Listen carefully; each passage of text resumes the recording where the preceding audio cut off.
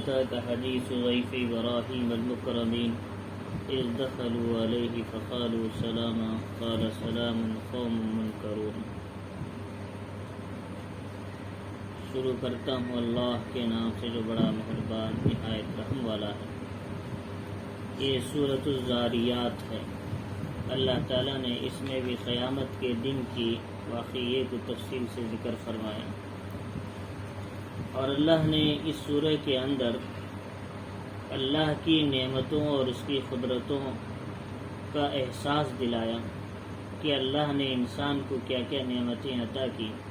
خود اپنی ذات کے اندر جھانک کر دیکھے کتنی نعمتیں اللہ نے دی۔ وَفِي أَنفُسِكُمْ أَفَلَا تُبْصِرُونَ، اپنے اندر دیکھو کہ کتنی نعمتیں اللہ نے تمہیں دی ہیں، اور ظاہری نعمتوں کے علاوہ باطنی نعمتیں اللہ کی کتنی ہیں۔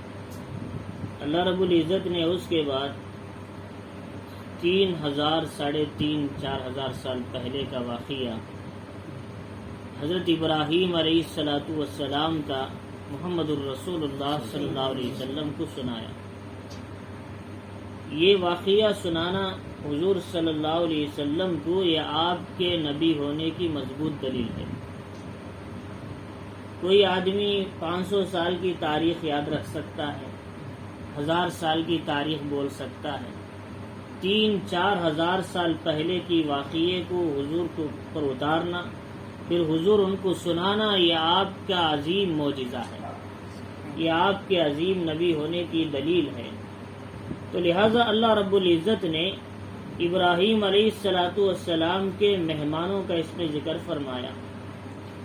هل أتاك حدیث ضیف ابراہیم المکرمین، کہ آپ کو ابراہیم علیہ السلام کے معزز مہمانوں کی خبر پہنچی ہے، کہ آپ کو یہ واقعہ معلوم ہے، ہم آپ کو آگاہ کر رہے ہیں، سنا رہے ہیں، تاکہ آپ اپنی امت کو بھی سنائیں۔ یہ واقعہ تفصیل۔ تو اللہ رب العزت نے مکرمین فرمایا، یعنی معزز مہمان۔ کیوں؟ اس لیے کہ وہ آنے والے کوئی عام انسان نہیں تھے، بلکہ فرشتے تھے، انسانوں کی شکل میں آئے تھے۔ تو اللہ رب العزت نے مکرمین بتا کر یہ بتایا، وہ آنے والے فرشتے غالباً حضرت جبرائیل علیہ السلام تھے، اور جو حضرت میکائیل وغیرہ جو عظیم فرشتے تھے۔ تو اللہ رب العزت نے یہاں ضیف فرمانی کیا ہے؟ مہمان، اس لیے کہ وہ ابراہیم علیہ السلام کے پاس کیا ہے کوئی وحی لے کر نہیں آئے تھے، بلکہ خوشخبری سنانے کے لیے آئے تھے۔ مہمان آتے ہیں تو خوشی کی بات پیش کرنے کے لیے، آپس میں ملاقات کے لیے یا خوشخبری سنانے کے لیے ہوتے۔ تو لہٰذا ابراہیم علیہ السلام کے پاس وہ لوگ جو آئے تھے، ایک خوشخبری سنانے کے لیے آئے تھے مہمان کے طور پر۔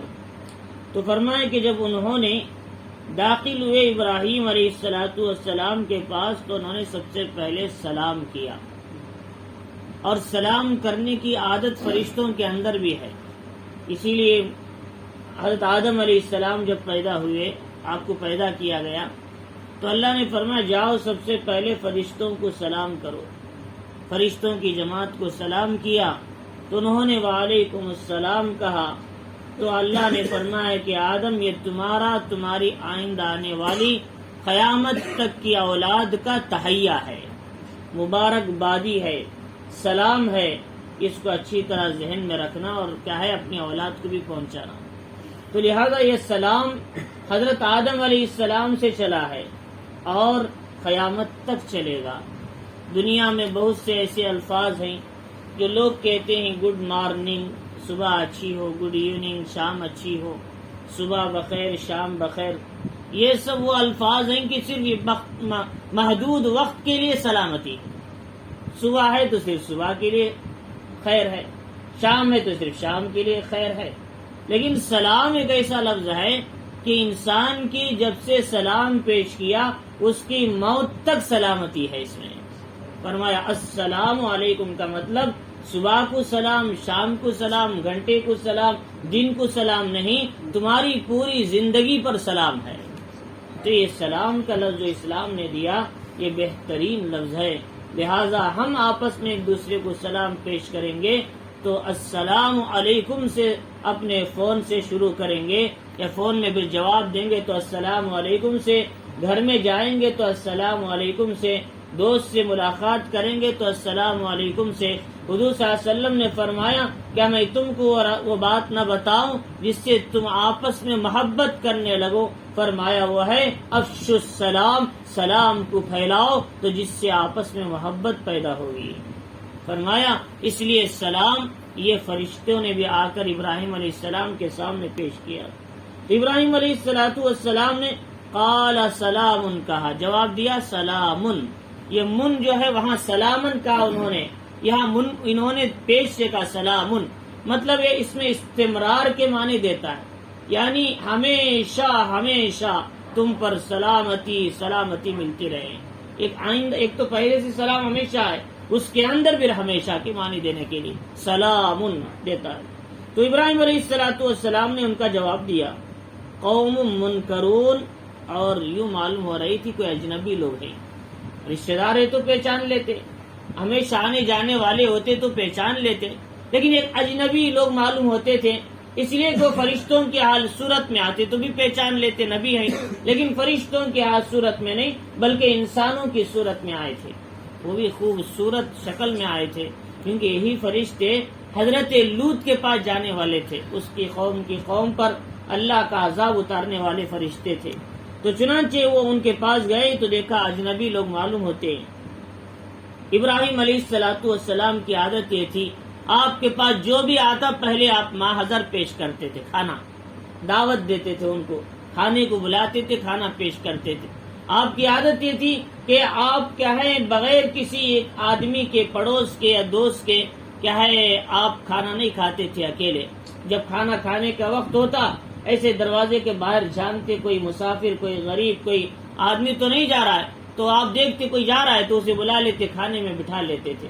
ہمارے یہاں آج تو دوست کو بٹھانا بھی بڑا مشکل ہے، اس زمانے میں ابراہیم علیہ السلام اجنبی کو بغیر دیکھے کے بٹھا لیتے تھے کھانے میں ساتھ میں۔ یہ حضرت ابراہیم علیہ السلام کی عادت تھی اور یہ عظیم سنت ہے۔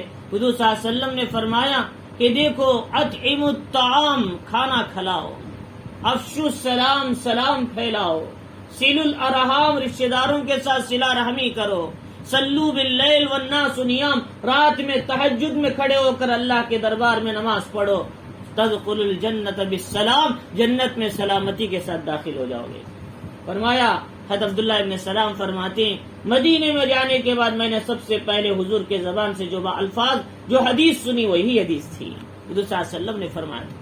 تو فرمایا کہ اس طریقے سے کہ آپ نے دیکھا کہ فوراً کیا ہے ہٹے وہاں سے گھر میں گئے اور بچڑا رکھا ہوا تھا اسے ذبح کیا اور کیا ہے اسے صاف کیا، اچھی طرح بھون کر لا کے ان کے سامنے رکھ دیا، کہ اس زمانے میں سالن بنانے کا نظام نہیں تھا، کہ لہذا اسی لیے ہمارے استاد مفتی سعید صاحب پالنپوری رحمہ اللہ فرماتے تھے ہم لوگ مسالہ کھاتے ہیں گوشت کہاں کھاتے ہیں، ہم لوگ مسالہ کھاتے ہیں گوشت کہاں کھاتے ہیں، عرب گوشت کھاتے ہیں، اس لیے تو سیدھے نمک بھون کر گوشت کو رکھ دیتے ہیں، اسے سے توڑ کر کھا لیتے ہیں، کہ ہم مسالہ ڈالتے مسالہ زیادہ ہو جاتا ہے گوشت کم ہو جاتا ہے ہمارا۔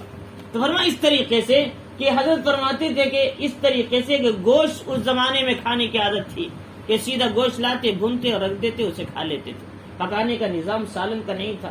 تو حضرت نے بھی لا کر بھنا اور لا کر رکھ دیا ان کے سامنے۔ اور یہاں جو ہے سمین کے معنی موٹا تازہ اچھا جو باریک دبلا نہیں، اور ایک جگہ اجل حنیز 12ویں پارے میں سورہ ہود میں وہاں آپ نے بھنا ہوا بچڑا لا کر رکھا سامنے، بھنا ہوا صاف کر کے اندر کے حصے کو کیا ہے آپ نے بھن کر لا کر رکھا۔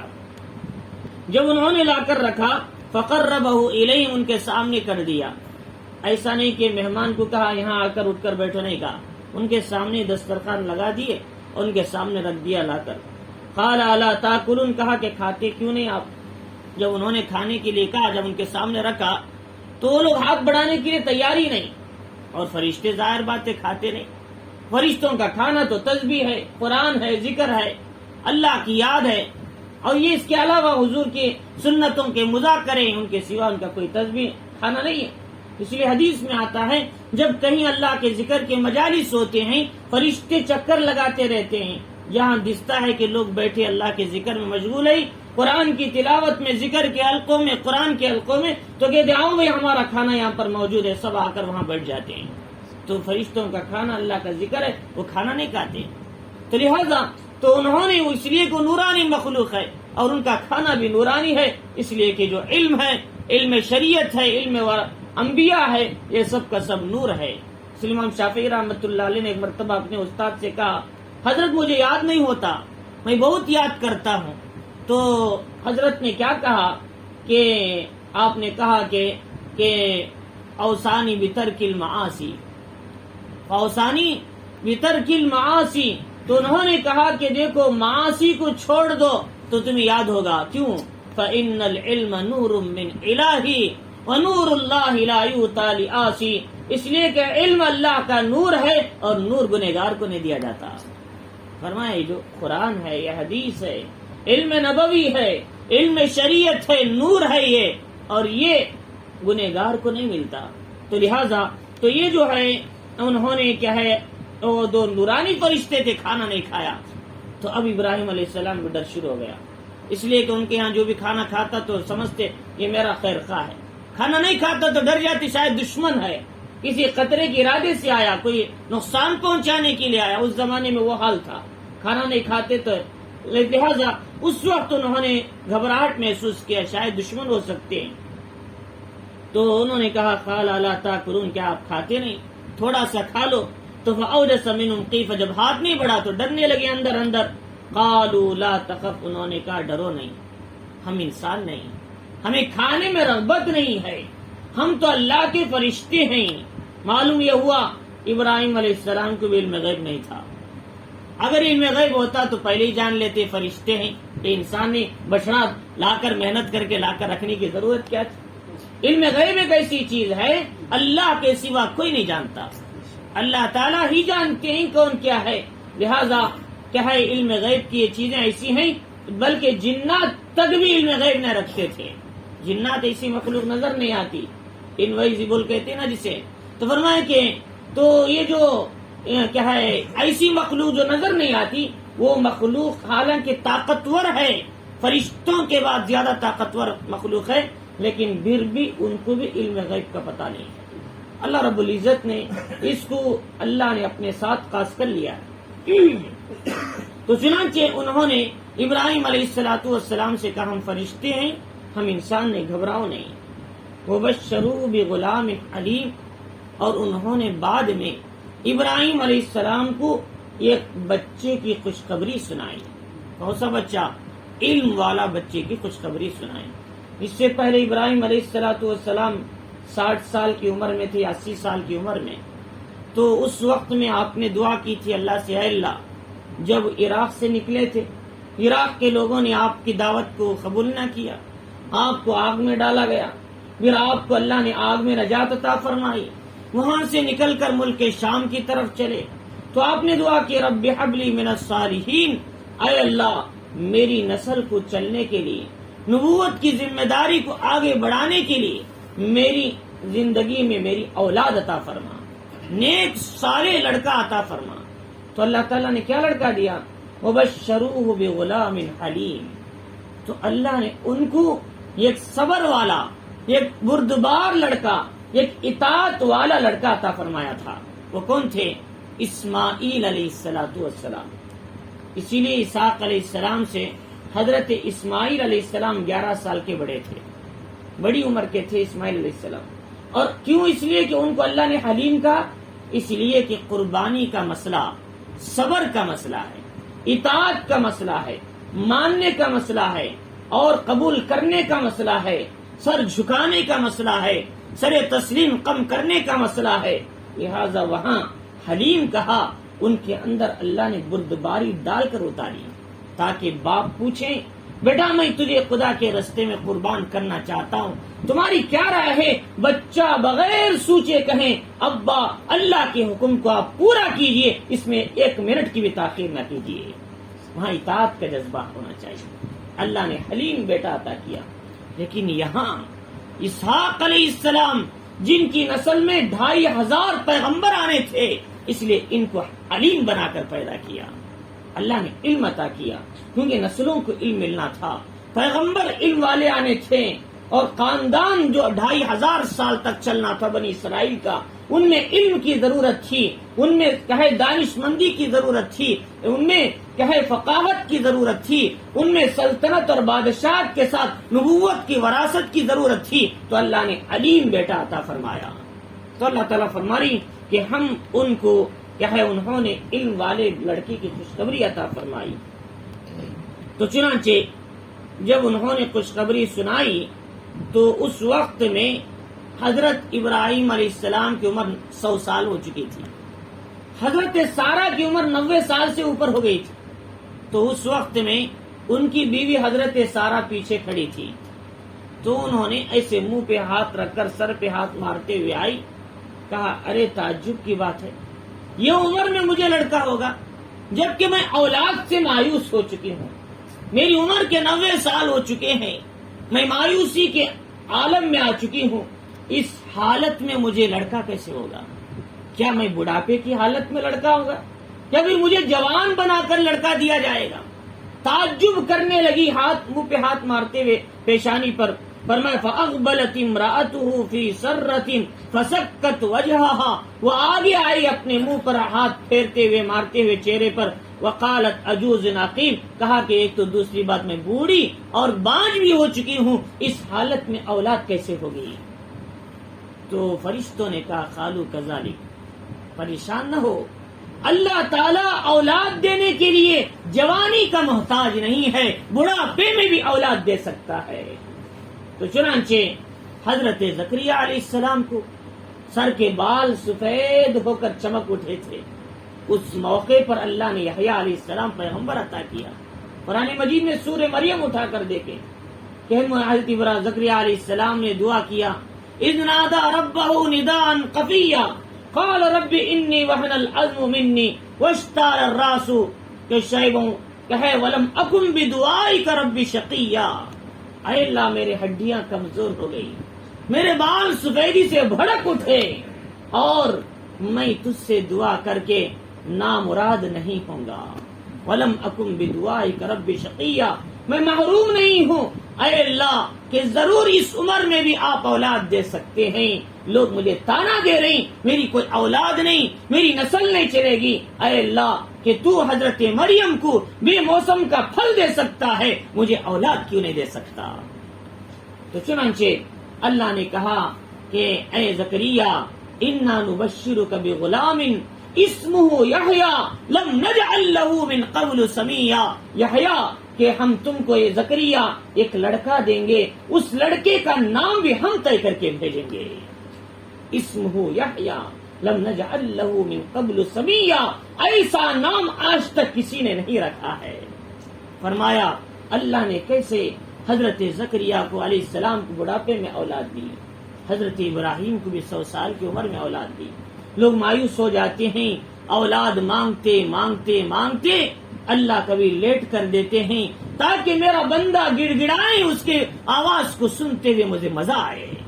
حدیث میں آتا کنز العمال کی روایت ہے، شیخ علی متقی رحمۃ اللہ علیہ نے اپنی کتاب میں حدیث لائے، جب بندہ دعا مانگتا ہے اللہ کے سامنے، اے اللہ اولاد دے اور کی ضرورتیں پوری کر، اللہ جبریل امین علیہ السلام سے کہتے ہیں ذرا ٹھہرو، اس کی حاجت اتنی جلدی مت کرو، اس لیے کہ میں اس کی آہوزاری کو سننا چاہتا ہوں، اس کی آواز کو سننا چاہتا ہوں۔ تو بس کا اس کا مطلب یہ نہیں اللہ اس سے ناراض ہے، بلکہ اللہ کا قریبی بندہ ہے۔ اور جب کوئی نافرمان بندہ دعا کرتا ہے اے اللہ مجھے فلاں ضرورت دے دے، اللہ جبریل سے کہتے ہیں جلدی دے دو جلدی دے دو، میں اس کی آواز کو سننا نہیں چاہتا۔ فرمایا اس لیے آج لوگ دعائیں کر کے مایوس ہو جاتے ہیں، میں رب کے نزدیک قریب نہیں ہوں، جبکہ وہی بندہ اللہ کا قریبی کہلاتا ہے۔ تو چنانچہ حضرت زکریا علیہ السلام کتنا دعا کیا ہوگا اولاد کے لیے، اللہ وہ عمر میں اولاد دے رہے ہیں، تو لہذا حضرت زکریا مایوس ہو گئے، مایوس نہیں ہوئی، اللہ نے اس عمر میں اولاد دیا۔ لہذا جب اولاد نہیں ملتی لوگ مخلوقات کے سامنے ہاتھ پھیلا دیتے ہیں۔ اللہ کہتے ہیں اولاد میں دینے والا، حاجتیں میں بنانے والا، بگڑیاں میں بنانے والا، سانسیں میں چلانے والا، تمہارے دل کا نظام میں چلانے والا، تمہاری کڈنیوں کا نظام میں چلانے والا، تمہارے پھیپڑوں کا نظام میں چلانے والا، تمہارے ہاتھ میں طاقت میں نے دی، تمہاری آنکھوں میں روشنی میں نے دی، تمہارے کانوں کی طاقت میں نے دیا، تمہاری زبان میں چکنے کی طاقت میں نے دیا، تمہارے پیروں میں چلنے کی طاقت میں نے دیا، لیکن تم نے میرے مخلوق کے سامنے ہاتھ پھیلا دیا۔ اللہ رب العزت فرما رہے تو اللہ کے سامنے کیا جواب دیں گے؟ جب آقا ناراض ہوتا ہے اپنے غلام سے تو غلام چہرہ بھی دکھانا نہیں چاہتا، ہم جب اپنے رب کو ناراض کریں گے تو رب کو کیا چہرہ دکھائیں گے؟ فرما اس لیے ہمیں چاہیے کہ مایوس نہ ہو، اللہ تعالیٰ کبھی کبھی دعائیں کرنے میں لیٹ بھی کر دیتے ہیں، لہذا اس لیے اللہ تعالیٰ ہماری دعاؤں کو سننا چاہتے ہیں۔ تو اللہ رب العزت نے فرمایا کہ انہوں نے کہا کہ ہاں اللہ کا اصول یہی ہے، اولاد ہوگی اسی عمر میں، قال رب کی آپ کے پروردگار نے یہی کہا، اور اس کو علیم ہے، وہ حکیم ہے، وہ جانتا ہے کب اولاد دینا ہے، وہ جانتا ہے کہ کس وقت اولاد کی ضرورت ہے، اللہ اس وقت اسے اولاد دیتے ہیں۔ اس لیے کہ فعل الحکیم لا یخلو عن الحکمہ، ایک حکیم کا جو کام ہوتا ہے وہ حکمت سے خالی نہیں ہوتا کبھی بھی۔ تو چنانچہ اللہ سے بڑا حکیم کون ہو سکتا ہے؟ تو اللہ رب العزت نے تو اس میں کیا ہے، ابراہیم علیہ الصلوۃ والسلام کے مہمان جب آئے تو اس کے اندر کچھ اہم باتیں بتانے کی ہیں۔ ضعیف مہمان کو کہتے ہیں۔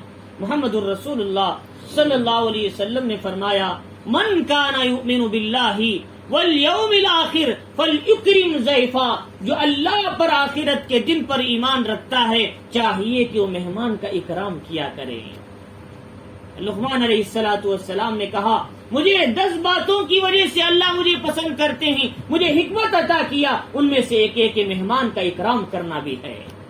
تو چنانچہ مہمان کا اکرام کرنے کے لحاظ سے مہمان کیسے ہونا چاہیے، مہمانی کیسے کریں، اس کی اس کے اندر تفصیل بتائی گئی۔ پہلی بات یہ ہے مہمان جب گھر کو آئیں گے تو میزبان کی ذمہ داری کیا ہے کہ اسے نہیں پوچھنا کہ میں کھانا کھانا چاہتے ہو، نہیں پوچھنا، بلکہ فوراً کھانا لا کے رکھ دینا ہے۔ تمہارے پاس جو ہے وہ لا کر رکھ دو، اچھی بریانی لانا، اچھا کھانا بنانا، تکلفات کرنے کی ضرورت نہیں، جو تمہارے پاس ہے صحیح وہ لا کر رکھ دو۔ اور فرمایا دوسری بات یہ ہے مہمان کے ساتھ کیا ہے، جہاں بیٹھے ہی وہیں ان کے سامنے کھانا پیش کر دینا ہے، جہاں بیٹھے وہیں دے دینا، ان کو بلانے کی زحمت برداشت نہیں کرنا کہ تم ادھر آ جاؤ ادھر آ جاؤ۔ اس لیے اگر سہولت ہے تو وہیں دسترخوان بچھا دو، اور لہٰذا اگر سہولت نہیں تو جب بلانے میں کوئی مسئلہ نہیں ہے، جیسا کہ ابراہیم علیہ السلام نے جہاں بیٹھے تھے ان کے سامنے لا کر رکھ دیا، فقربہ الیہم، ان کے سامنے قریب لا کر رکھ دیا۔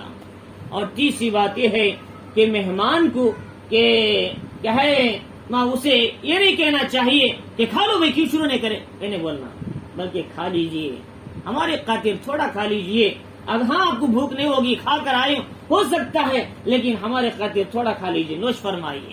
فرمائیے طریقہ ہے کھانے کا، مہمان کے سامنے بولنے کا، اور مہمان کے ساتھ جب یہ کھانے کے لیے جب مہمان جب بیٹھے تو اسے اکیلا نہیں چھوڑنا، ہم خود بھی ان کے ساتھ تھوڑا بیٹھ جائیں، ہاں اگر جگہ تنگ ہے تو الگ مسئلہ ہے، لیکن جگہ کھلی ہے تو ہم بھی ساتھ میں بیٹھ جائیں، وہ اکیلا کھانے کے لیے شرماتا ہے۔ چنانچہ جب وہ آدمی مہمان آئے، 4 باتیں میں نے بتائی، کھانا پوچھنا ہے، کھانا سامنے پیش کرنا ہے، کھانا کھانے کے لیے نرم انداز سے بولنا ہے، اور فرمایا اکیلے نہیں بٹھانا بلکہ ہم بھی بیٹھنا ہے۔ فرمایا کہ اس کے بعد سب سے پہلا کام مہمان جب آئے تو میزبان کی ذمہ داری اسے اچھے انداز سے ملاقات کرنا ہے۔ مہمان آیا تو ایک دم منہ پورا پھگا دیے اور ایک دم منہ کے اندر کی شکن آ گئی، اب مہمان دور سے سوچتا ہے شاید گھر میں لڑی چل رہی، چل واپس ہو جاتا ہوں یہیں سے۔ یہ نہیں ہونا چاہیے کہ حضرات صحابہ اکرام، اور اسی لیے علامہ اوزاعی رحمت اللہ علیہ سے پوچھا گیا مہمان کا اکرام کیا ہے، اسے خوش کلامی کے ساتھ پیش آؤ، کندھا پیشانی سے اس کا ویلکم کرو۔ فرمایا یہ مہمان کا اکرام ہے۔ تو فرمایا ان کو نرم انداز سے بات کرنا ہے، اچھے انداز سے ملاقات کرنا ہے۔ فرمایا جب مہمان جانے لگے تو فرمایا کہ اسے گھر کے دروازے تک لے جا کر اسے وہاں تک پہنچا کر آنا ہے۔ فرمایا یہ مہمان کا اکرام ہے، مہمان کی میزبان کی ذمہ داری ہے۔ تو حضرت ابراہیم علیہ السلام یہاں میزبان تھے، فرشتے مہمان تھے، تو آپ نے اس طریقے سے آپ نے مکمل طور پر یہاں مہمانی کا پورا حق ادا کر دیا۔ اب مہمان کی کیا ذمہ داری؟ میزبان تو کر دیا سب کام، انہیں کھانا بھی پیش کر دیا، ساتھ بھی بیٹھ گئے، کچھ کلامی سے بھی پیش آئے، خند پیشانی کے ساتھ بھی پیش آئے، اور کہا ہے اس کو لے جا کر گھر کے چوکٹ تک ان کو کیا ہے بھیج کر آئے، تو لہذا یہ سب کیا۔ لیکن مہمان کی ذمہ داری کیا ہے؟ مہمان کی ذمہ داریاں 5 ہیں، یہ اچھی طرح سمجھنا ہے۔ مہمان کی ذمہ داری 5 ہے، اچھی طرح سمجھنا ہے۔ پہلی بات یہ ہے کہ مہمان جب کسی کے گھر جائے اپنے خواہشات کا مطالبہ نہ کرے، کہ نہ کہیں کہ بھئی کیا بنا ہے، کھانا دال بریانی منگاؤ ہے، ورنہ اس طریقے کے مطالبات نہ کریں۔ ہو سکتا ہے وہ غریب ہو، اس کے پاس سہولت ہے یا نہیں ہے، پھر وہ تمہیں کھلانے کے لیے کہیں خرچ لینا نہ پڑے۔ فرمایا یہ ایسے تکلفات نہ کریں، ورنہ بھی وہ مہمان کہلانے کے لائق نہیں رہے گا۔ فرمایا کہ وہ جو کہے مطالبات نہ کریں، وہ جو پیش کریں۔ دوسری چیزیں ہیں اس کی جاسوسی میں نہ پڑے۔ مہمان گئے ہیں، بیٹھے ہیں، بات کرے آگے آپ کیا کرتے ہیں، کب آتے ہیں، کب جاتے ہیں، آپ کا گھر کیسے چلتا ہے، یہ سب بیکار بے ضرورت باتیں۔ اس کی کیا ضرورت ہے؟ وہ گھر والوں کا مسئلہ ہے، ہمیں پوچھنے کی کیا ضرورت ہے؟ وَلَا تَجَسَّسُوا، قرآن کہتا ہے کسی کی جاسوسی نہ کرو۔ جاسوسی کرنا اچھی بات نہیں ہے۔ عمر رضی اللہ تعالیٰ عنہ، عبد الرحمن بن عوف رضی اللہ تعالیٰ عنہ رات میں چکر لگا رہے ہیں، ایک گھر میں گئے، عتبہ ابن ربیعہ کے کچھ لوگ گھر میں بیٹھے باتیں کر رہے تھے، آواز سنی آئی، حضرت عبد الرحمن ابن عوف نے کہا اے امیر المومنین، یہ تو جاسوسی ہو گئی، ہمیں توبہ کر لینا چاہیے۔ صرف سننے پر انہوں نے نہ ہی پوچھا نہ ہی کہا، صرف سننے پر انہوں کا اتنا احتیاط تھا دوسروں کی بات۔ فرمایا لہذا اس لیے ہمیں چاہیے کہ کہے جاسوسی میں نہ پڑے کسی کے، اور ان کے بارے میں، ان کے گھر کے بارے میں پوچھنا نہیں۔ ہم گئے ہیں، ہمارا کام بات کرنا اور خیریت پوچھنا، واپس ہو جانا۔ کھانا کھلائے تو اچھی بات، نہیں تو واپس ہو جائے۔ اور دوسری بات یہ ہے، یہ تیسری بات یہ ہے کہ ان کے خاص جگہ میں جا کر نہ بیٹھنا۔ ان کے ہر آدمی کے خاص جگہ، سیٹ ہوتی ہے گھر میں، کرسی ہوتی ہے، آفس روم ہوتا ہے، ان کی جگہ میں جا کر ان کے خاص کرسی پر نہ بیٹھنا۔ حدیث میں رجل کہ من بیتہ علی تکریمتی، کوئی آدمی کسی آدمی کے معزز جگہ میں، اس کے خاص جگہ میں جا کر نہ بیٹھے، یہ بھی اچھی بات نہیں ہے۔ بلکہ ہم بازو بیٹھنا ہے۔ اگر انہوں نے اصرار کیا، جب بھی ہم نے کہا میں بازو بیٹھتا ہوں، آپ اپنی جگہ بیٹھیے، آپ کا اپنا مقام ہے، میرے اپنی جگہ ہے۔ اکثر و بیشتر میں کہیں جاتا ہوں، لوگ اپنی سیٹ چھوڑ کر مجھے بٹھاتے ہیں، لیکن میں بیٹھنا نہیں چاہتا، زبردستی مجھے کرتے ہوں بٹھانے کے لیے۔ لیکن اصول یہ ہے، ہمارا کام یہ ہے کہ ہم بازو ہی بیٹھنے کی فکر کرنا، ان کے خاص جگہ میں بیٹھنے کی کوشش نہیں کرنا، اور بچنے کی پوری کوشش کرنا۔ اور اس کے بعد یہ بتایا کہ آدمی جب کھانے کے لیے بیٹھے، جہاں سے کھانا آتا ہے وہاں نظر نہیں کرنا، اس لیے کہ مستورات کھانا دینے والے ہوتے ہیں، بے پردگی ہو سکتی ہے، نظر نیچے ہونا چاہیے۔ لقمان علیہ السلام نے اپنے بیٹے کو 4 نصیحتیں کی، میں نے اس سے پہلے بھی سنایا ہوگا، شاید آپ کو بور نہ ہو۔ تو فرمایا ان میں سے پہلی بات یہ ہے، فرمایا کہ بیٹا کہ اپنی آنکھوں کی حفاظت لوگوں کے گھروں میں کرنا۔ احفظ عینک فی بیوت الناس، لوگوں کے گھروں میں جاؤ تو اپنی آنکھوں کی حفاظت کرو، ادھر ادھر نہ دیکھو، نیچے نظر رکھو۔ تمہاری ضرورت کتنی، مہمان آئے، میزبان آئے تو میزبان سے بات کرو، ادھر ادھر دیکھتے رہیں گے، مستورات آتے جاتی، بے پردگی ہونے کا امکان ہے۔ فرمایا یہ اچھی بات نہیں ہے، اور میزبان کو تکلیف کا باعث بن جاتی ہے۔ اور فرمایا احفظ لسانک فی مجالست الناس، لوگوں کے مجمع میں اپنی زبان کی حفاظت کرو، اس لیے کہ لوگ قیامت کے دن اپنے منہ کے بل جہنم میں اپنی زبان کی حفاظت نہ کرنے کی وجہ سے جائیں گے۔ رسول اللہ صلی اللہ علیہ وسلم فرمایا یکب الناس علی مناقرہم الا حصائد السنتہم، لوگ جہنم میں فی النار گریں گے اپنے منہ کے بل، اپنے زبان کی کٹی ہوئی کھیتی کی وجہ سے۔ زبان کی کیا کھیتی کٹی؟ فرمایا ہماری زبان سے جو باتیں نکلتی ہیں غلط، وہ زبان کی غلط کی کھیتی کٹ جاتی ہے۔ فرمایا جو کٹ گئی کھیتی اسے کیا کریں گے؟ کٹنے سے پہلے دیکھنا چاہیے، اسے کاٹنا نہیں چاہیے، کٹنے کے بعد کیا کریں گے؟ فرمایا بالکل اسی طرح ہماری زبان سے جو الفاظ نکل گئے غلط، غیبت، چغلی، کسی کے بارے میں کسی کی تہمت، کسی کی دل آزاری، فرمایا کہ یہ قیامت کے دن جہنم میں بھرنے کا سبب ہے۔ اور چوتھی بات بتائی، تیسری بات فرمایا احفظ معدتک علی مائدۃ، دسترخوان پر بیٹھے تو اپنے پیٹ کی حفاظت کیا کرو۔ اچھا کھانا ہے، اتنا کھا لیا کہ جاتے ہی بیمار پڑ گئے 3 دن کے لیے گھر میں، ایسا نہ ہو، بلکہ مناسب انداز میں اتنا کھاؤ کہ محمد الرسول اللہ صلی اللہ علیہ وسلم نے فرمایا کہ تم کھانے کو 3 حصے میں بناؤ، ایک سانس کے لیے، ایک پانی کے لیے، کھانے کے لیے بناؤ، تاکہ تمہارا معدہ اپنی جگہ برقرار رہے۔ حکیم ارسطو طالب سے پوچھا گیا آدمی کی بیماری کیا ہے؟ آدمی کو بھوک نہ لگے جب بھی کھاتا رہے سب سے بڑی بیماری ہے۔ بھوک نہ لگے جب بھی اسنیکس چلتا ہی رہتا ہے۔ یہ اسنیکس نے انسانوں کو کہاں تک پہنچا دیا؟ السر تک، کینسر تک، بڑی بڑی بیماریاں یہ بھوک نہ لگنے کے باوجود کھانے کے مسئلے ہیں۔ برگر ہے، کیا کیا ہے، سینڈوچ ہے، وغیرہ وغیرہ۔ تو ورنہ اس طریقے سے، اور دوسری بات یہ ہے میں اسی کے ضمن بتاتا ہوں، باہر کی چیزوں سے انتہائی پرہیز کرو، اس سے ہمارے اعمال پہ خلل پڑتا ہے، ہماری عبادتوں میں خلل پڑتا ہے۔ حضرت مولانا پیر ذوالفقار صاحب نقشبندی دامت برکاتہم ایک بچے کا امتحان لینے گئے، وہ مدرسے میں وہ بچہ اسکول میں تو اچھا پڑھتا ہے لیکن قرآن پڑھنے میں کمزور ہے۔ پوچھا بیٹا کیا ہے؟ تو فرمایا کہ ابا اور امی دونوں کیا ہے نوکری کرتے ہیں، ڈاکٹر ہیں، شام میں آتے ہیں باہر اسنیکس کھانے کے لیے جاتے ہیں۔ حضرت نے فرمایا یہی وجہ ہے بچے کے علم پر اثر پڑ رہا ہے۔ فرمایا اس لیے اپنے بچوں کے اسنیکس سے بچاؤ، اندر گھر کی چیزیں بنا کر کھلاؤ، اچھی بات ہے، یہ جہاں تک احتیاط کرے۔ اور اس کے بعد یہ بتایا کہ 4-5 اور چوتھی چیز یہ بتایا کہ اپنے دل کی حفاظت کرو نماز کے اندر۔ دل بازار میں ہے، نماز یہاں پڑھ رہے ہیں، وہ نماز کا کیا فائدہ ہے؟ فرمایا اس لیے ہمارے دل کو نماز کے اندر متوجہ رکھیں۔ احفظ قلبک فی الصلاۃ، فرمایا تم نماز میں اپنے دل کی حفاظت کیا کرو۔ لہذا اگر دل کی حفاظت نہ ہوئی، نماز میں نہ خشوع نہ خضوع رہا، اللہ فرماتی ہے اس کی نماز کو کالی چندی میں لپیٹ کے اسی کے منہ پہ مار دو، اس لیے کہ اس کی نماز میں جہاں کھڑے ہیں اس کے توجہ ہونے کی بجائے غیر کی تصویر لے کر کھڑا ہے میرے دربار میں، تو پھر اس کی نماز، اس کی عبادت کیسے قبول کروں؟ تو لہذا اس لیے فرمایا اپنے دل کو غیر سے خالی کرنا ہے، عبادتوں میں خصوصاً۔ عام حالات میں خالی رکھنے والے کو اللہ کا ولی کہتے ہیں، نمازوں میں خالی رکھنے والے کو کم از کم مومن تو بولتے ہیں۔ عبادتوں میں، قرآن میں، تلاوت میں، ذکر میں، اذکار میں اپنے دل کو غیر کی محبت سے خالی کرو، اور عام حالات میں دل کو غیر کی محبت سے خالی کریں گے تو اللہ کی ولایت ملے گی، اللہ اس کے دل میں بس جائیں گے۔ تو لہذا اس لیے فرمایا کہ جس گھر کے اندر تصویر ہوگی فرشتے نہیں آتے، اللہ اس گھر میں نہیں اترتے۔ جس دل میں غیر کی تصویر بیٹھی ہوئی ہے، اللہ اس گھر میں کیسے اتریں گے؟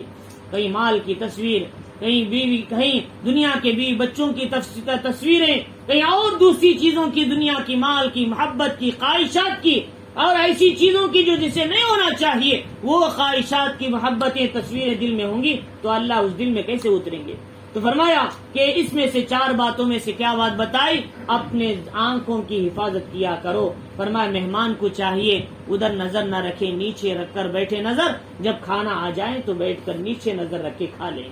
اور فرمایا اس کے ساتھ ساتھ 5ویں چیز یہ بتائی کہ مہمان کے لیے کھانا کھاتے ہی اٹھ کر سلام مصافحہ کر کے نہیں جانا چاہیے، بلکہ مہمان کے لیے دعا کرنا چاہیے، کھانے کی دعا۔ اللہم اطعم من اطعمنی واسق من سقانی، اے اللہ جس بندے نے مجھے کھلایا یہ تیرا فضل ہے، اے اللہ تو بھی اس بندے کو کیا ہے کھانے کا انتظام فرما، جیسے اس نے مجھے پانی کا انتظام کیا پلایا، ایسے تو بھی اسے پانی کا اور میٹھے مشروبات کے پلانے کا انتظام فرما۔ اور پھر صلی اللہ علیہ وسلم نے ایک دعا سکھائی کہ آپ علیہ السلام کسی کے یہاں دعوت کھاتے تھے، افطار کی دعا ہو یا عام دعوت میں آپ یہ دعا کرتے تھے کہ افطر عندکم الصائمون وآکل طعامکم الابرار وصلت علیکم الملائکہ، تمہارے پاس روزے دار روزہ کھولیں، تمہارے پاس نیک لوگ کھانا کھائیں، اللہ کے فرشتے تمہارے لیے رحمت کی دعا کریں۔ یہ دعا حضور صلی اللہ علیہ وسلم کیا ہے پڑھتے تھے مہمان کے پاس کھانا کھانے کے بعد. یہ بڑی دعا ہم کو یاد نہیں ہے. یہ دعا کر سکتے ہیں اللہم اطعم من اطعمنی واسق من سقانی. اے اللہ جس نے مجھے کھلایا اسے بھی کھلا، جس نے مجھے پلایا اسے بھی پلا. ہمارے بزرگوں میں حضرت مولانا ابو السعود صاحب رحمۃ اللہ علیہ بڑے بزرگوں میں سے تھے، اللہ کے ولیوں میں سے ایک ولی تھے. فرماتے ان کی عادت یہ تھی وہ صرف مہمان کے گھر میں دعا نہیں پڑھتے، اپنی بیوی پر بھی یہ دعا پڑھتے تھے کھانا کھانے کے بعد. کہتے حضرت یہاں کیوں پڑھ رہی؟ یہ تو آپ کی بیوی نے کھانا بنا کر لا کر رکھا. فرمایا ہم یہاں دیکھتے نہیں، وہ کھانا بنانے کے لیے ہاتھ جلائے، کتنی تکلیف برداشت کی، ان کا بھی حق ہے ہم پر، لہٰذا ہم بھی ان کے لیے دعائیں خیر کریں. آج کون ایسا شوہر ہے جو اپنی بیویوں کو دعا کرے کھانا کھاتے ہوئے؟ ابھی تانا تو مار سکتے ہیں نمک کم ہے مسالہ زیادہ ہے. تو ورنہ اس طریقے سے یہ اللہ والے تھے ہم کو سبق دیا کہ تم اپنے بیویوں کو بھی دعائیں دیا کرو. محمد الرسول اللہ صلی اللہ علیہ وسلم نے اپنی بیویاں کوئی لا کر دیتے تو آپ اپنی بیویوں کے لیے دعائیں خیر کرتے تھے، اور آپ کہتے اللہ تمہیں بھی ایسا کھلائے تمہیں بھی ایسا پلائے. یہ نبی کی بھی سنت ہے. تو لہذا اس لیے فرمایا ہمیں چاہیے کہ کھانے میں ناشکری پیدا نہ کریں، جو ماحضر ہے جیسا ہے کھا لیں. فرمائے مہمان کی 5 باتوں کا ذہن میں رکھنا ہے. ایک بات یہ ہے کہ مہمان جب جائیں گے تو سب سے پہلی بات یہ ہے کہ مہمان کیا ہے خواہشات کا مطالبہ نہ کریں، جاسوسی نہ کریں، اور اسی طریقے سے نظر کی حفاظت کریں. اور ورنہ اس کے ساتھ ساتھ آدمی چاہیے کہ وہاں پر کیا ہے مہمان کے کھانے کے بعد اس کے لیے دعائیں خیر کریں. یہ سب مہمان کے اصول ہیں. میزبان کے اصول میں نے بتائے، میزبان کیسا ہونا چاہیے اس کے بھی کچھ اصول ہیں. اس کے مطابق ہم کیا کرنا ہے کہ ہم اپنے مہمانوں کا صحیح اکرام کرنا ہے. تو لہذا محمد الرسول اللہ صلی اللہ علیہ وسلم نے ایک اور حدیث بتائی. فرمایا کہ مہمان کے حقوق کے ساتھ ساتھ اپنے پڑوسیوں کے حقوق کا بھی خاص لحاظ رکھا جائے. اپنے پڑوسیوں کے بھی خاص حقوق ہوتے ہیں. حضور نے ایک حدیث میں بتایا، اسی حدیث کے اندر من کان یؤمن باللہ والیوم الاخر فلیکرم جارہ، جو اللہ پر آخرت کے دن پر ایمان رکھتا ہے وہ اپنے مہمان پڑوسی کا بھی اکرام کیا کریں. اپنے پڑوسی کا بھی اکرام کیا کریں. پڑوسی کسے بولتے ہیں؟ فرمایا کہ جب تم اپنے گھر کے دروازے پر کھڑے ہو کر زور سے پکارو تو آواز جہاں تک جائے گی وہاں تک ہمارے پڑوسی ہیں. فرمایا ایک اور علماء نے لکھا ہے پڑوسی وہ ہے جو صبح کی نماز تمہارے ساتھ پڑھیں گے وہ بھی تمہارے پڑوسی ہیں. فرمایا جو صبح کی نماز میں تمہارے ساتھ شریک ہوں گے وہ بھی تمہارے پڑوسی ہیں. اب فرمایا کہ پڑوسی وہ ہے جو تمہارا راستہ یہ اور ان کا راستہ تمہارے ساتھی کا ایک ہی گلی ہے، ایک ہی راستہ ہے. فرمایا وہ بھی تمہارے پڑوسی ہیں. اور فرمایا وہ بھی تمہارے پڑوسی ہیں. تمہارے گھر کے سامنے 40 گھر، پچھلے 40 گھر، دائیں اور بائیں 40 گھر، یہ سب تمہارے پڑوسی کہلاتے ہیں. فرمایا یہ سب پڑوسیوں کی تعریف فرمائی. لہذا نیک پڑوسی جو ہوتا ہے اس نیک پڑوسی کی وجہ سے اللہ تعالیٰ اس اطراف کے 100 لوگوں کو بلا اور مصیبت سے حفاظت فرماتے ہیں. فرمایا حدیث میں آتا ہے. لہذا پڑوسی جو ہوتے ہیں، اس لیے ایک علماء نے لکھا ہے، فرمایا کہ تم گھر خریدنے سے پہلے پڑوسی کو دیکھ لو. فرمایا سفر میں جانے سے پہلے اپنے ساتھی کو دیکھ لو، تمہارا ساتھی کیسا ہے. فرمایا اس لیے کہ آدمی اپنے دوست کے دین پر ہوتا ہے. الرجل کہ علی دین اخیہ، آدمی اپنے دوست کے دین پر ہوتا ہے. جیسے اس کے اخلاق ہوتے ہیں اس کے بھی ہوتے ہیں. وہ اچھا ہے تو یہ بھی اچھا ہے، وہ اگر خراب ہے تو اس کی عادتیں بھی خراب ہو سکتے ہیں. اس لیے فرمایا کہ ہمیں چاہیے کہ پڑوسی کا اکرام کرنے کے تعلق سے کیا بات ہے. فرمایا پڑوسی 3 قسم کے ہوتے ہیں. محمد الرسول اللہ صلی اللہ علیہ وسلم نے فرمایا یہ پڑوسی کا جو ہوتا ہے جس کا 1 حق تم پر بنتا ہے. کچھ پڑوسی ہوتے ہیں جن کے 2 حق تم پر بنتے ہیں. کچھ پڑوسی ہوتے ہیں جن کے 3 حق تمہارے اوپر بنتے ہیں. 3 حق آتے ہیں. 3 حق کون سے؟ فرمایا ایک پڑوسی وہ ہے جس کے 3 حق ہم پر آتے ہیں. فرمایا ایک مسلمان ہے، رشتہ دار ہے، پڑوسی ہے، بازو میں رہتا ہے بھائی، مسلمان ہے، پڑوسی ہے، رشتہ دار ہے. 3 حق تمہارے اوپر آتے ہیں، ان کا لحاظ کیا کرو، ان کے حقوق ادا کرو۔ ایک پڑوسی ہے، رشتہ دار نہیں، 2 حقوق آتے ہیں، مسلمان اور پڑوسی، 2 حق تم پر آتے ہیں، رشتہ دار نہیں لیکن مسلمان ہے، پڑوسی ہے، 2 حق تم پر آتے ہیں۔ ایک آدمی ہے، مسلمان تو نہیں ہے، رشتہ دار بھی نہیں، غیر ہے، فرمایا جب بھی ایک حق تم پر آتا ہے اس کے ساتھ بھی تم اس میں سلوک کیا کرو۔ محمد الرسول اللہ صلی اللہ علیہ وسلم نے کیسی اچھی بات بتائی۔ لہذا پہلے زمانے میں اچھے پڑوسیوں کی قیمت بھی لگتی تھی۔ عبداللہ ابن مبارک رحمۃ اللہ علیہ کا زمانہ تھا، گھر بیچنے کا وقت آیا، ان کے بازو کے یہودی کا گھر، اس نے کہا کہ یہ گھر 2000 درہم کا ہے یا دینار کا ہے۔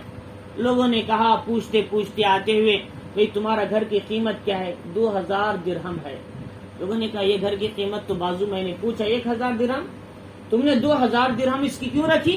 فرمایا ہاں اس گھر کی قیمت 1000 درہم ہی ہے، لیکن ہمارے بازو ایک پڑوسی ہیں عبداللہ ابن مبارک جیسے اخلاق والے، ان کی قیمت 1000 درہم ہے۔ پہلے زمانے کے یہودی اپنے مسلمان پڑوسیوں کے اخلاق کی وجہ سے ان کی قیمت لگایا کرتے تھے۔ اب بتاؤ آج ہم میں سے کون ایسا ہے غیر یہ کہیں یہ میرے بازو والے مسلمان پڑوسی کی قیمت بھی لگاتا ہوں، 5 لاکھ کے بجائے 10 لاکھ روپے گھر کی قیمت۔ آج وہ اخلاق کہاں گئے ہمارے؟ فرمایا اخلاق سے دین آیا ہے، اخلاق سے امت میں دین پھیلا ہے۔ بنگلہ دیش کے علاقوں میں جو دین آیا وہ عرب کے آنے والے سوداگروں کے اخلاق سے، صحابہ کے اخلاق سے دین عام ہوا تھا بنگلہ دیش برما کے علاقوں میں۔ فرمایا وہاں دین اخلاق سے آیا تھا کہ ایک مرتبہ 2 آدمی تھے، ایک مسلمان ایک یہودی سامنے دکان، مسلمان کا دکان ادھر۔ فرمایا کہ ادھر اس کے پاس صبح سے ایک گاہک بھی نہیں آیا، کسٹمر بھی، مسلمان کے پاس گاہک پر گاہک آ رہے، کسٹمر پر کسٹمر آ رہے۔ تو آخر مسلمان دیکھا کہ میرا گھر تو چل جائے گا، آج آدھا دن میرے کسٹمر آ گئے، میرا کھانا بھی ہو گیا، میرا دکان بھی چل گیا، لیکن میرا پڑوسی سامنے یہودی ہے، مسلمان ہے، یعنی یہودی ہے، غیر ہے، لیکن اس کا ایک آدمی بھی اس کے پاس نہیں آیا، اس کا گھر بھی تو چلنا ہے، لہذا مسلمان کے پاس ایک آدمی آیا غیر لینے کے لیے، سودا آٹا لینے کے لیے۔ تو اس آدمی نے کہا بھائی دیکھو کہ وہاں آٹا اس کے پاس جا کر لے لو۔ تو اس آدمی نے کہا کیا تمہارے پاس آٹا نہیں ہے؟ فرمایا ہاں میرے پاس تو آٹا ہے، لیکن میں نے دیکھا صبح سے اس کے پاس ایک آدمی بھی آج تک، اب دوپہر تک شام ہونے آ رہی ہے، ایک کسٹمر بھی اس کے پاس نہیں آیا ہے، لیکن میرے پاس تو بہت سے لوگ آ گئے ہیں، لیکن اس کا گھر بھی چلنا ہے، لہٰذا میرا حق بنتا ہے کہ تم اس کے پاس جا کر لے لو تاکہ اس کا بھی دکان چل جائے۔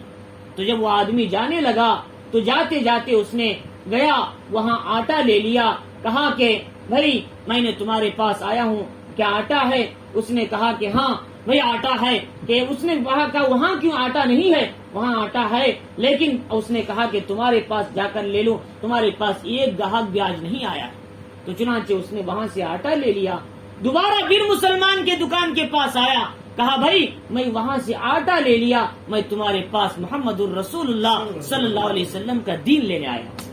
تمہارا اخلاق کتنے اچھے ہیں، تمہاری انداز کتنا اچھا ہے، تم اپنے غیر پڑوسی کا اتنا خیال کرتے ہیں، تو تمہارا دین کتنا بہترین دین ہے۔ تو لوگ آٹا دوسرے کے پاس لیتے تھے، دین مسلمان کے پاس لیتے تھے۔ تو یوں ہم اپنے اخلاق کے ذریعے اپنے پڑوسیوں کو کیا ہے دین دے سکتے ہیں، کسی اور چیز کے ذریعے نہیں بلکہ اخلاق سے دے سکتے ہیں۔ محمد الرسول اللہ صلی اللہ علیہ وسلم نے فرمایا تم میں سے بہترین آدمی وہ ہے جو مقامی مومن وہ ہے جس کا پڑوسی اس کے کیا ہے زبان سے، اس کے ہاتھ سے، اس کے کیا ہے اعضاء کی تکلیف سے محفوظ رہے، وہی بہترین مومن مسلمان ہے۔ محمد الرسول اللہ صلی اللہ علیہ وسلم نے سے پوچھا گیا کہ ایک عورت ہے رات بھر نوافل پڑھتی ہے، عبادتیں کرتی ہے، سب کچھ کیا ہے صدقہ خیرات کرتی ہے، لیکن پڑوس کو تکلیف دیتی ہے۔ محمد الرسول اللہ صلی اللہ علیہ وسلم نے فرمایا وہ عورت جہنمی ہے۔ فرمایا ایک عورت ہے کچھ عبادتیں زیادہ نہیں کرتی، صرف فرائض پورا کرتی ہے، لیکن پڑوس کے لوگوں کو تکلیف نہیں اس سے، فرمایا وہ عورت جنتی ہے۔ فرمایا یہ ساری باتیں حضور نے کیوں بتائی؟ ہم مرد ہونے کے لحاظ سے بھی دوسروں کو تکلیف نہ پہنچائیں، ہماری مستورات بھی دوسروں کی مستورات کی تکلیف کا سبب نہ بنے، ہم اپنے اخلاق کو پیش کرنا ہے۔ بہرحال میں اصل میں اسی مضمون کو پیش کرنا تھا، تو فرمایا اصل بات یہ ہے کہ ہم اپنے پڑوسیوں کے حقوق پورا کرنے کی کوشش کرنا، اپنے مہمان کا صحیح اکرام کرنا، اور مہمان کے تعلق سے جو باتیں ہمارے سامنے آئی ہیں ان کو سمجھنا اور اس پر عمل کرنا اور دوسروں کو بھی بتانا۔ اللہ تعالی ہم سب کو ان آیتوں کو سمجھنے اس پر عمل کی توفیق عطا فرمائے۔